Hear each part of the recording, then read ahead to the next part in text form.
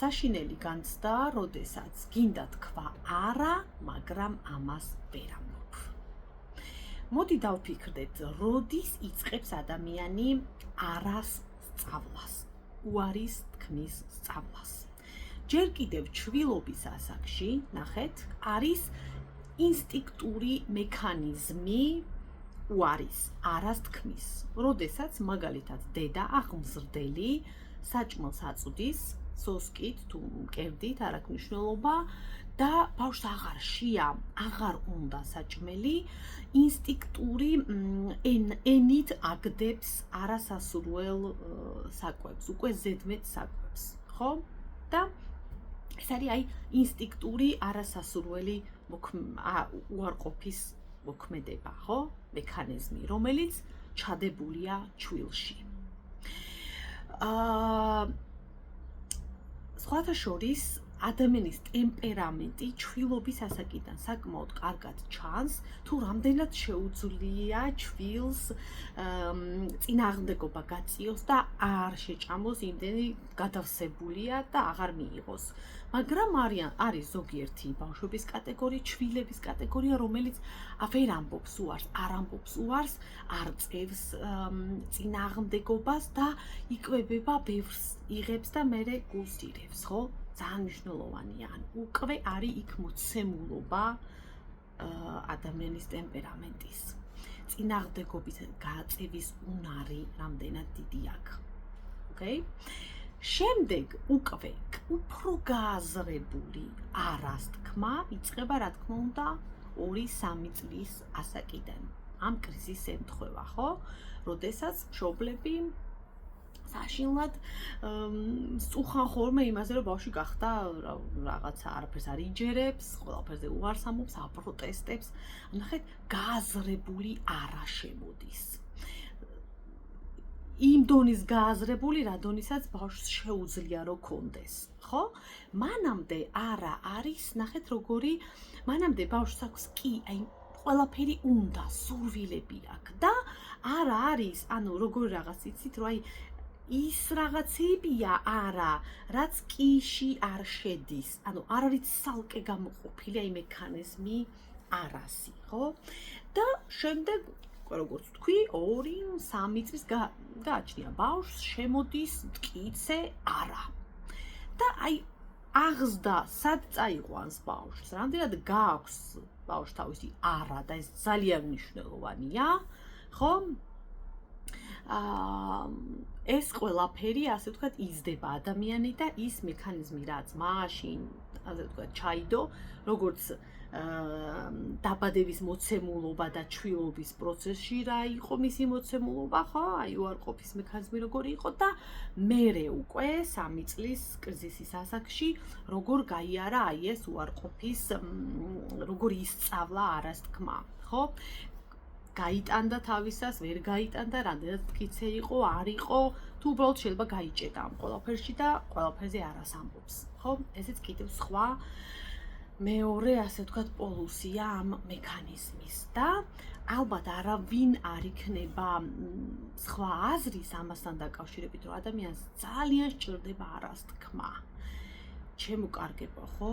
ეს არის საზღვრების დაცვა. არა, თუ შეგიძლია თქვა არა, შეგიძლია საზღვრები დაიცვა და არა, ეს არის პიროვნული ძალა. ის ვისაც არ შეუძლია არას თქმა, რა თქმა უნდა, ეს სხვადასხვა მექანიზმით ხდება. ვთქვათ, ერთი არის, რომ აი მორჩილების სინდრომი არის ერთგვარი ადამიანში, ხო? რომ ესე აღიზარდა, რომ უნდა იყოს მორჩილი. მეორე შეიძლება იყოს შიში, რომ დაკარგავს სიყვარულს, დაკარგავს, უარყოფენ მას, ხო? მესამე ერთგვარი კულტურული ფენომენი, ზრდილობის ფენომენი, რაც არის, ხო? და ნუ მთლიანობაში მაინც ბავშვობის გამოცდილება,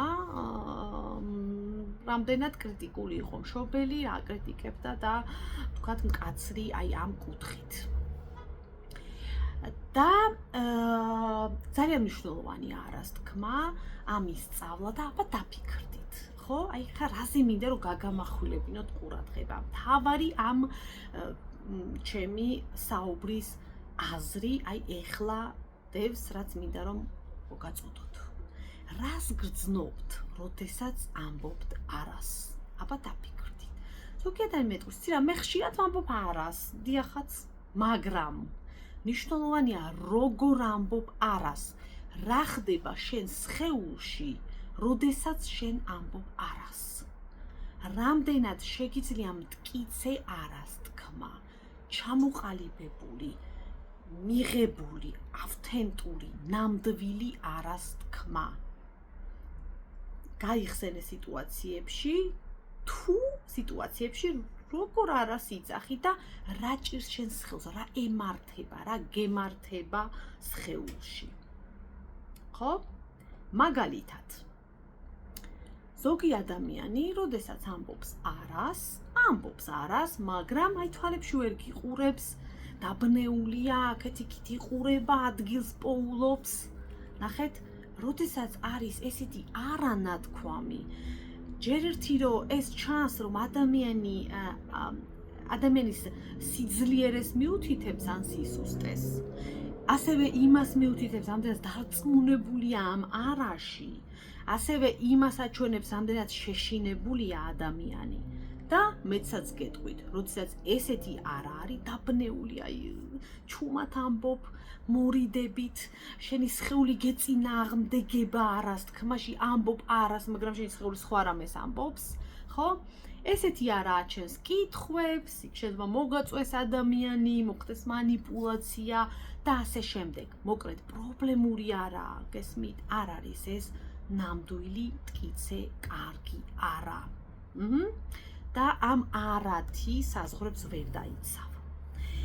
შემდეგი არა, ასევე, რომელიც ისევ კომპლექსებიდან მოდის და ბავშვობიდან არის, ამბობს არას ადამიანი, მაგრამ 1000 ტყუილს იგონებს, 1000 გასამართლებელ საბუთს, რომ ეს აი ასე მოხდა, ასე ზღაპრები იდგმება, სცენარებია მოგონებული, რომ თავისი არა იყოს ამაში ჩაკარგული, გამართლებული, ძალიან ბევრს მეტყველებს ადამიანი, ყვება, რატომ არა, როგორ არა და ასე შემდეგ.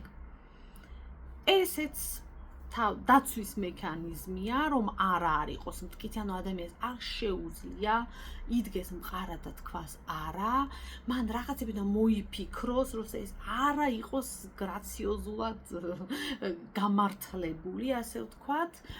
ესეც მეტყველებს ადამიანს, რამდენად ეშინია თუ არ ეშინია, რამდენად მტკიცეა, ჩამოყალიბებულია და რამდენად შეუძლია საზღვრების დაცვა, თუმცა პირველი რაც ვახსენე, იმაზე გაცილებით უფრო ძლიერია.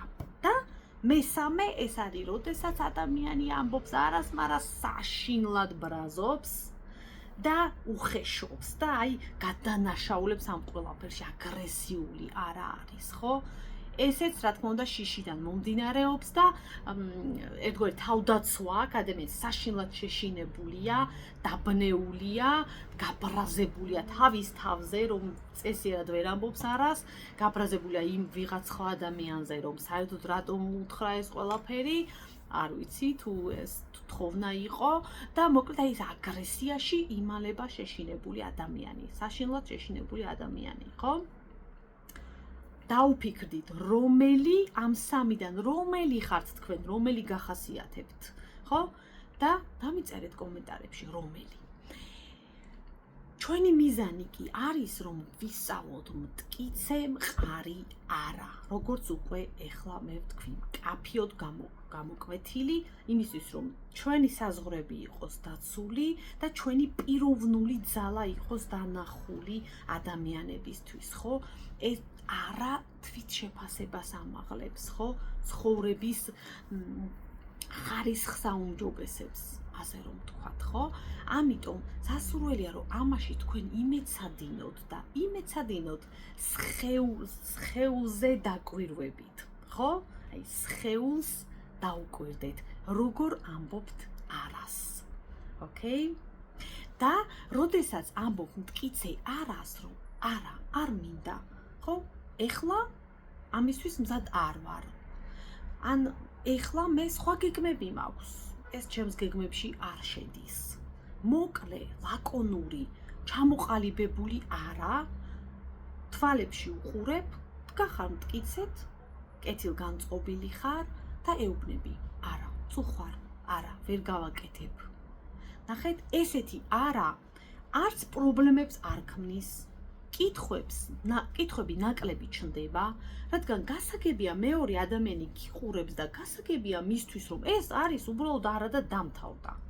კი, შეიძლება რა გარკვეული წყენა იყოს, მაგრამ როგორც წესი ესეც არ არის ხოლმე, ხო? აი რაღაცა უფრო მიღებულია ესეთი არა, ვიდრე სხვა ეს კატეგორიის არები, რაც ჩამოვთვალეთ, ხო? და კიდევ ერთ რაღაცას მინდა შევეხო, არის მოცემულობა, როდესაც ადამიანი სულ არას ამბობს, ყველაფერზე არას ამბობს. ესეც ერთგვარი ბავშვობის გამოცდილებაა, კომპლექსია ესეც, ხო? როდესაც შენ ამ დროს ადამიანი არასდროს ეს ნიშნავს, რომ არ ცდილობ რამე სიახლე მიიღო და ეს ნიშნავს არაძლიერ საზღვრებს, არამედ ჩაკეტილობას. უბრალოდ ხარ ჩაკეტილი შენ საზღვრებში, შენი საზღვრები იმაზე უფრო ძლიერია, ვიდრე საჭიროა, ეს ნიშნავს, რომ ხარ შეშინებული. არ გინდა და ცხოვრებამ გასწავლა, რომ ჩაიკეტო და გამაგრდე სადღაც და ყველაფერზე თქვა არა. ხო? ესეც არის პრობლემური. ამიტომ უნდა განასხვაოთ, რა არის თქვენთვის ნამდვილი არა. და სად უბრალოდ არ არის საჭირო რომ არა თქვათ. და ბოლოს მინდა გითხრათ, რომ რაც ბევრ ადამიანს გონია, არა არ არის ეგოიზმი. ეს არის თვითპატივისცემის გამოხატულება. და კიდევ მინდა ესეთი ჩელენჯი ერთგვარი შემოგთავაზოთ, რომ აბა დაფიქრდით, რაიმე სიტუაცია გაიხსენეთ თქვენ ცხოვრებიდან, სადაც პირველი ესე გაკვეთილი გექნებათ საკუთარი თავისთვის, სადაც უნდა თქვათ გიცე, კარგი, თავდაჯერებული არა. და დამიწერეთ კომენტარებში, როგორია ეს სიტუაცია, რას აარჩევთ და როგორ გამოგივათ.